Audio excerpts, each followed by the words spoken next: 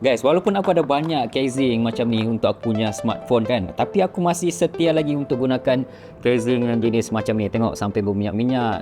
Tapi aku suka sebab dia memang tahan banting dan juga dia punya tekstur ni yang cantik 3D macam ni guys, dan ada juga MagSafe. Okay, aku juga ada beli satu hari tu yang warna kelabu macam ni, cuma aku jarang pakai yang ni sebab warna dia pun agak cerah, mudah kotor yang bahagian tepi. Sekali lagi aku ambil lagi warna biru gelap macam ni. Kenapa aku suka? Sebab dia memang nampak solid lah dan juga cantik. Okay, kali ni aku ambil yang dark blue, warna lebih gelap. Yang ni hitam, light grey. Material dia ni memang cantik guys. Dalam dia macam ni lembut sikit. Dan paling aku suka dia punya bahagian cover kamera ni. So ada juga satu stand sini korang boleh gunakan. Kamera ni dia betul-betul ada, keliling kamera ni lebih tinggi daripada kamera. Jadi dia tidak mudah rosak guys. So aku nak sarung aku punya casing yang baru ni warna dark blue. Oh, cantik guys. Tengok. Dia punya MagSafe ni memang agak kuat. Tengok.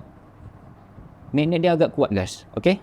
Kiri kanan ada grip. Jadi kalau korang minat juga untuk dapatkan casing macam ni guys, boleh check di bawah. Ni warna hitam masih cantik lagi. Sampai sekarang yang ini korang lap sikit. Dia sudah cantik. Dark blue. Dan ini warna light grey. Okay. Cuma aku sarankan untuk korang dapatkan yang warna gelap-gelap sikit lah. Supaya lebih tak mudah kotor. Okay.